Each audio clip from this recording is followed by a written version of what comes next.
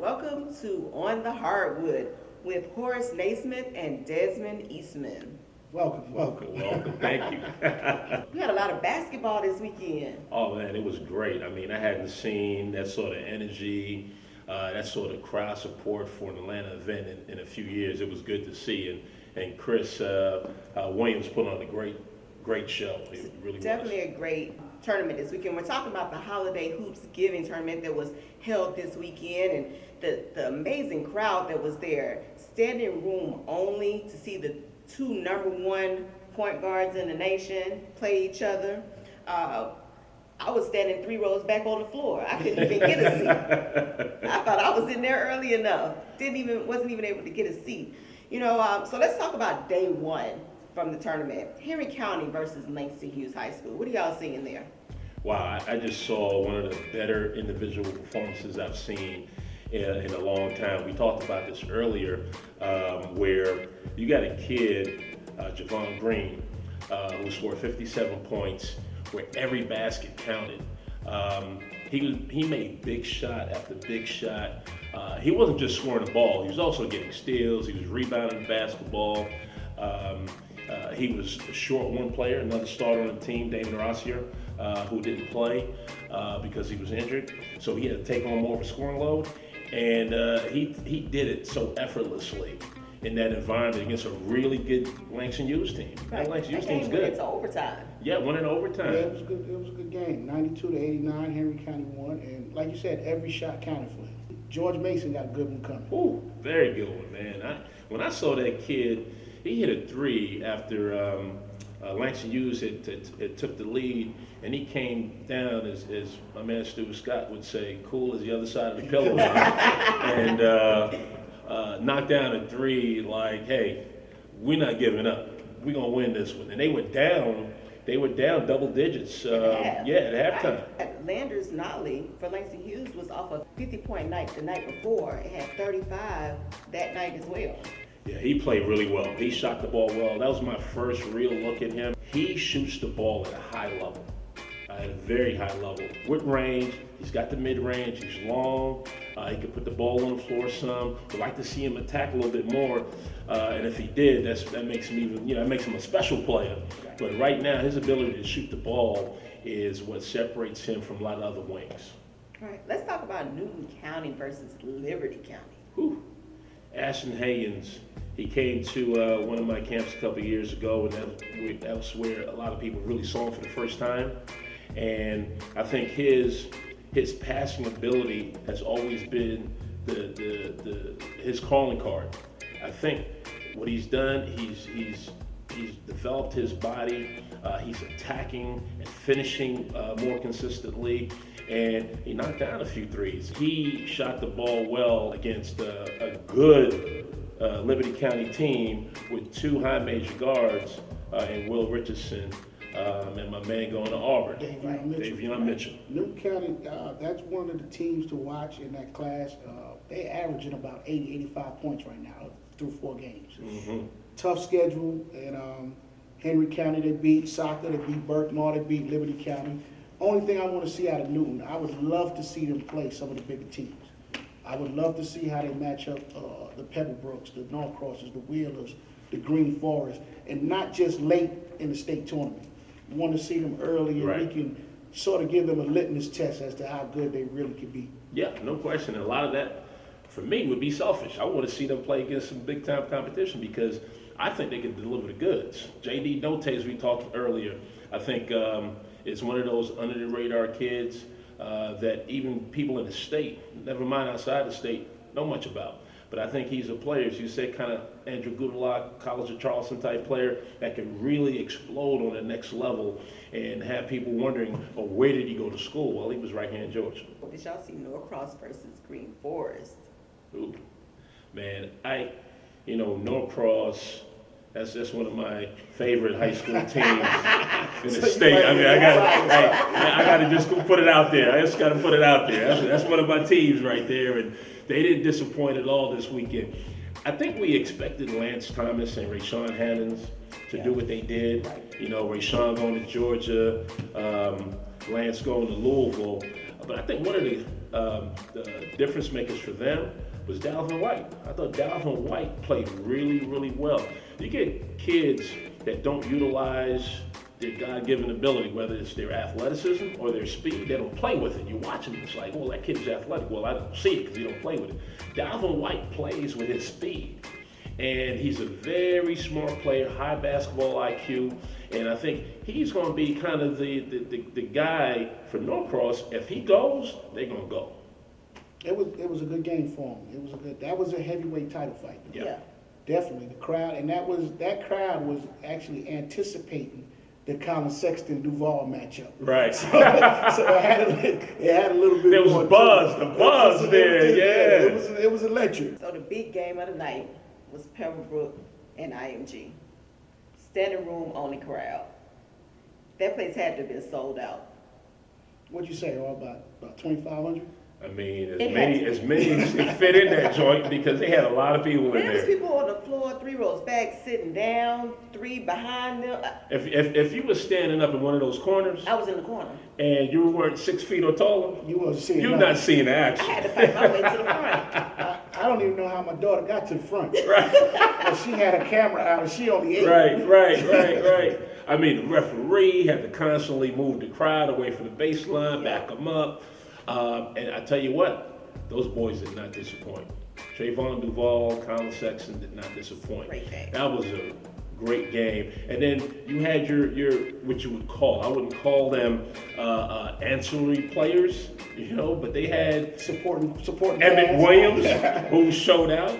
21 points, 9 he rebounds, showed 5 out. blocks. Yeah, some high-level blocks, dunks, a high-energy player. Love the way he plays.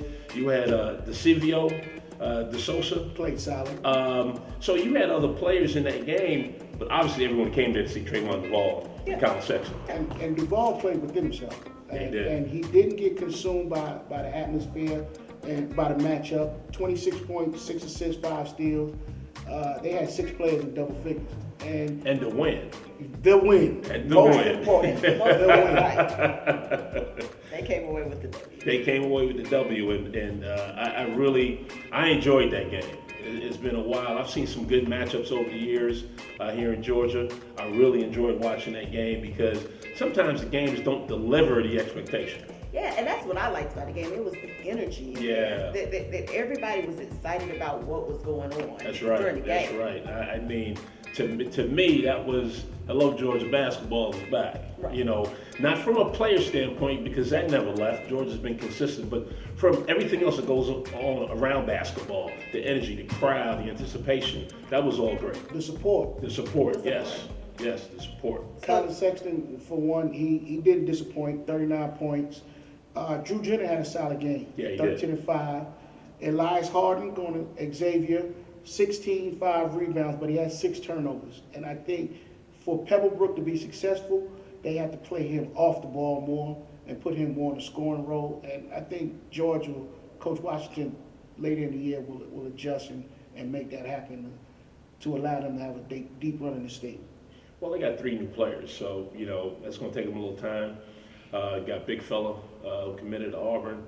You got like I said, Drew Trennan and Elias. New players they got to incorporate into the system that he's created over there, and he's creating a culture as well over there.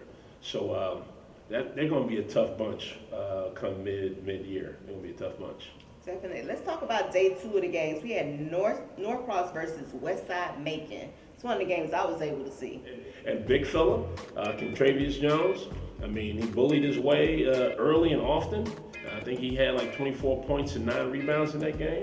And going to Xavier, I think Xavier's getting a good one. He's new to that to Westside Macon. I think he was at another Macon area school last year. So it's a great piece for them to have to go along with Kayvon Moore and I think it's Simone Reed. I think those pieces make that team a tough team going forward. It's always good to me for the state of Georgia basketball. It's good to have good teams outside the city. Right. And I think with teams like Westside Macon, teams like Liberty County, you know, Morgan County, in Thomasville, when those things happen, it just brings a full of flavor.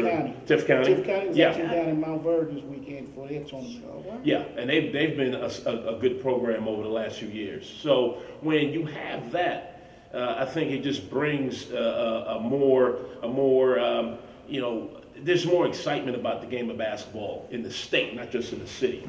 And I like the fact that Westside Macon came in here.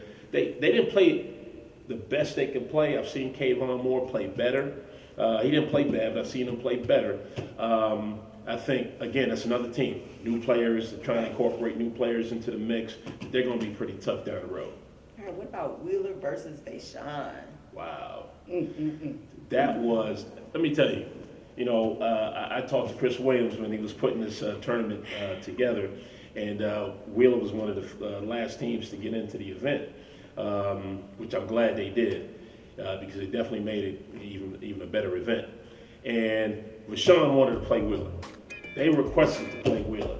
And you know what? When that happens and they come and play the way they play, to me the outcome didn't matter. The fact that they came and showed up and played as hard as they played and played together as a team, winning obviously being the icing on the cake, that made that was a perfect environment for me to watch that and see that, because from a talent standpoint, Wheeler's definitely more talented team.